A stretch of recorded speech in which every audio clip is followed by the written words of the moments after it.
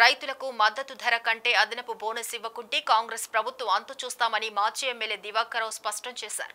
మంచిర్యాల జిల్లాలో సాగునీరు అందక పంటలు ఎండుతున్నాయని త్వరితగతిన సర్వేలు పూర్తి చేసి పంట నష్టం చెల్లించే విధంగా చర్యలు చేపట్టాలని మంచిర్యాల జిల్లా కలెక్టరేట్ కార్యాలయ ఆవరణంలో జిల్లా కలెక్టర్ బాదవ సంతోష్ కు మాజీ ఎమ్మెల్యే దివాకర్ రావు వినతి పత్రం అందించారు. ఈ సందర్భంగా వారు మాట్లాడుతూ ఎన్నికల్లో ఇచ్చిన హామీలను మరిచి పంట చేతికి వచ్చే సమయానికి రైతులను అనేక రకాలుగా ఇబ్బందులకు గురి చేస్తున్నారని మండిపడ్డారు. క్వింటాలకు మద్దతు ధర కంటే అదనంగా బోనస్ చెల్లిస్తామని హామీ ఇచ్చి గెలిచాక మర్చిపోయారని ఆరోపించారు. రైతు సోదరులకు నమస్కారాలు. గౌరవ మాజీ ముఖ్యమంత్రి కేసీఆర్ గారు పిలుపు మేరకు రైతులు పడుతున్న బాధ, పొలాలు ఎన్నికపై రుణమాఫీ కానీ అదేవిధంగా ఇతరత్ర కార్యక్రమాలు రుణమాఫీ కానీ రైతు బంధు కానీ రాని సందర్భంలో రైతు మీద ప్రేమ ఆయన బాధపడి 2వ తారీఖు నాడు మరి ఎన్నికల ముందు ఇచ్చిన వాగ్దానం క్వింటాలకు 500 బోనస్ ఇవ్వాలని, వరి పంటకి ఇవ్వాలని ఆనాడు కాంగ్రెస్ పార్టీ ఇచ్చిన వాగ్దానం మర్చిపోయారు.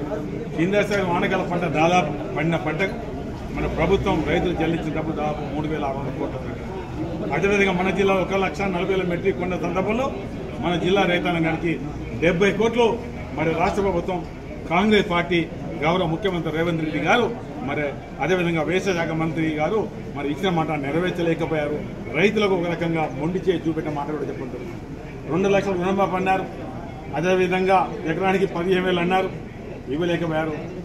రైతు మరి అన్ని సందర్భాల్లో ఇవాళ దాదాపు 9.5 సంవత్సరాల కాలంలో ఎక్కడ రైతులు ఇబ్బంది పడలేదు. బ్రహ్మాండంగా మే మాసంలో కూడా మొక్కలు దులికాయి.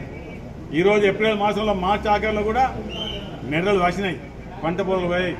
పాప కొంతమంది బాధతోటి వాళ్ళు మన ఈ భూమి మీద లేకుండా మన పైలోకం పోయిన సందర్భం. వాళ్ళకు పంట నష్టపోయిన వాళ్ళకు రాష్ట్ర ప్రభుత్వం ఎకరానికి మరి ఏదైతే మా గౌరవ మాజీ ముఖ్యమంత్రి ఇచ్చిన పిలుపు మేరకు ఆ రకంగా మరి డబ్బు కూడా చెల్లించాలి. అదే కాకుండా పోయినసారి వానభాగాల పంట మీరు ఏదైతే బోనస్ చేయలేదు, ఇప్పుడు యాసంగి పంట కొనే సందర్భం మరి దానికి కలిసి ఖచ్చితంగా ఇచ్చిన మాట నిలబెట్టుకోవాలి రాష్ట్ర ప్రభుత్వం, గౌరవ ముఖ్యమంత్రి గారు, గౌరవ మన వ్యవసాయ శాఖ మంత్రి గారు, మన పార్టీ కూడా కాంగ్రెస్ పార్టీ కూడా మరి ఖచ్చితంగా డబ్బు ఇచ్చి తీరవలసిందే, కట్టి తీరవలసిందే.